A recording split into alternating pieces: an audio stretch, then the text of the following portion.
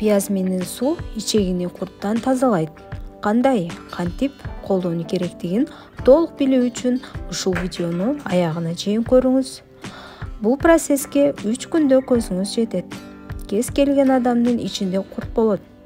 Анын көбөйүүсүнө жеке тазалык сактабагандык, жемиштерди жуубай жегендик себеп болот. Ичеги курттардан арылуу үчүн медиктер түрдүү дарыларды сунуштайт. Бирок алардын ордуна элдик медицинаны колдонсоңуз да болот. Бул адис ичегини тазалап, кана койбостон шлактардан дагы тазалайт. Эгер ичек курттардан тазаланса, ден соолук жакшырып, кан айлануусу калпына келет. Ичегидеги курттун бар жогун анализ тапшырып билсеңиз болот. Андан бөлөк ушул белгилер аркылуу дагы билсеңиз болот. Ичиңиздин катышы болбосо өтүшү, ичиңизге жел толуп ишүүсү, кусуу, баш ооруу, уйкусуздук, тез чарчоо, себепсиз жөтөлүү, анал тешигинин кычуусу, аллергиялык кычышуу, иште уктап жатып кырсылдатуу. Ичегини курттан куткаруу үчүн биринчи организмди тазартуу керек. Ал үчүн бир жума ашкабак майын ичесиз. Буну тамактын алдында жасаш керек. Тазалануу натыйжалуу болуу үчүн тамактарды ылгап ичиш керек. Сүткө даярдалган каша, сүт өнүмдөрү, какталган, майлуу жана таттуу тамактарды убактылуу унутасыз. Анын ордуна таза абада жүрүп, сууду көбүрөөк ичиңиз жана жер жемиштерди көбүрөөк жегениңиз жакшы. Үй шартында мына жолдор менен ичеги курттардан кутулуп көрүңүз.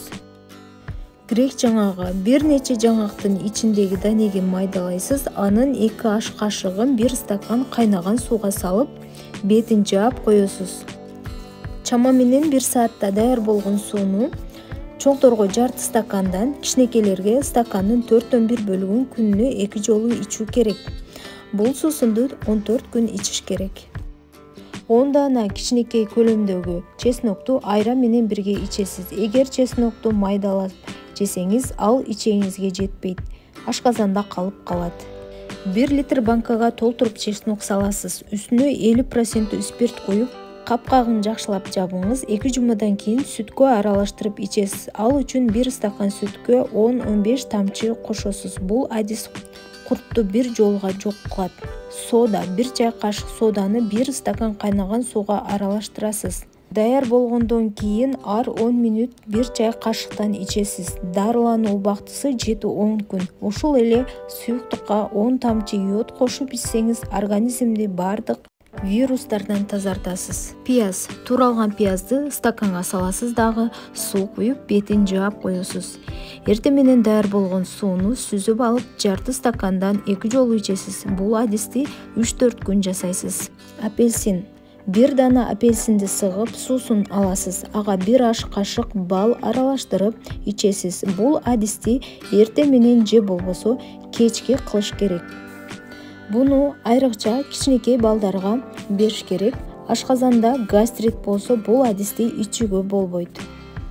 Анардын кургатылган кабыгын 1 идишке саласыз. Үстүнөн 1 стакан суу куюп, отко коюңуз. 10 мүнөт жай отто кайнатып, жарты чай кашыктан күнүнө 3 жолу ичесиз. Суусунду тамактын алдында ичиш керек.